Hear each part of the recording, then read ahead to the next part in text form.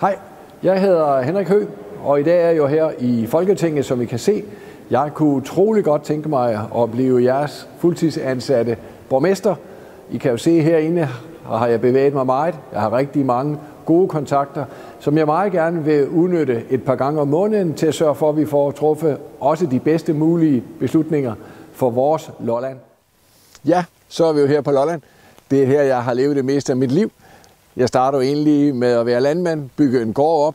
De sidste 20 år har jeg på forskellige former og for forskellige organisationer og politiske partier arbejdet med politik og lobbyvirksomhed. Men jeg har altid haft stort behov for at komme her tilbage til naturen, til de flotte områder, mark og skov og strand. Det er her, hvor vores fantastiske stier rundt om blandt andet Maribosøerne, at jeg lader op. Når jeg har en hurtig trave- eller løbetur herude, det er faktisk min lynlærer. Det, der gør, at jeg får tømt skuffer og er klar til en ny politisk kamp. Det andet, som jeg vil gøre meget ud af, det er de her 60 milliarder muligheder, som jeg kalder det. Det er jo investeringer i bro, i bane, i fængsel, i tunnel. Der har vi en kæmpe opgave i at sikre, at vi får flest mulige arbejdspladser, at vi får flest muligt med i vores kommune under alle de her jobåbninger, som kommer.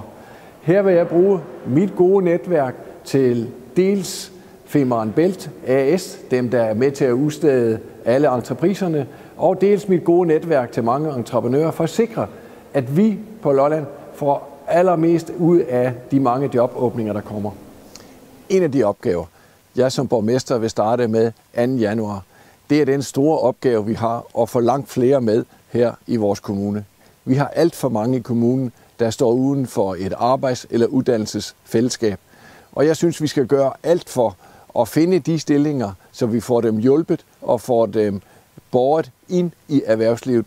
Jeg tror jo på, at dette, at der er nogen, der har forventninger til en, dette, at man har noget at stå op til, dette, at man er med i en gruppe hver eneste dag, det er faktisk det, der giver livskvalitet. Så for mig er det meget, meget vigtigt, at vi starter med at hjælpe uddannelse, skånejob, flexjob, men derefter bliver vi også lidt konsekvente og maser og skubber, for vi skal have langt flere med i fællesskabet her i Lolland Kommune. Vi har rigtig mange idrætsforeninger, hvor rigtig mange trænere gør en stor og flot indsats. Også her vil jeg gerne, at vi sikrer, at vi har alle unge mennesker med. Derfor er der blandt andet sat penge af på kommunens budget, og vælger I mig som borgmester, så giver jeg væsentlige del af mit folketingsvederlag til udsatte børn og unge, så det ikke bliver mangel på fodboldstøvler eller penge til en tur- eller lejrskole, der afgør, om man kan være med på det her hold. Også på det frivillige sociale område er der rigtig mange frivillige, som vi er dybt afhængige af, ikke mindst i vores plejesektor. Alle disse frivillige, som jo er en fantastisk kerne og styrke for os alle sammen, vil vi gerne være med til at finansiere deres uddannelse, være med til at finansiere også transport til en konference, eller hvad der kunne have interesse. Vi er så afhængige af alle jer, der gør den her indsats, at vi vil gerne støtte jer. Vi vil gerne give jer det skulderklap. Det synes vi er en helt nødvendig investering. Det vil jeg gerne være med til. I Lolland Kommune må man sige, at det nuværende byråd, de har været gode til at styre økonomien. Der er sådan set penge på bogen. Det jeg synes, den tidligere borgmester og byråd har glemt lidt, det er en langt større borgerinddragelse. Jeg vil meget gerne have os alle sammen med i kommunen, inden der træffes beslutninger. Have spurgt de unge om, hvordan er det, vi placerer vores uddannelser. Have spurgt alle idræts- og sportsforeninger, hvordan er det, at vi kan fordele den pose penge, der er til den opgave. Det er jo ikke også i byrådet, der skal sidde og bestemme, hvor græsset skal slås. Det må være opgaven at sætte pengeposen ud i de foreninger og sige, I arbejder med det til dagligt. Hvordan får vi det optimale ud af det her? Det er en rigtig god borgerinddragelse for mig. Det vil jeg gerne stå i spidsen for.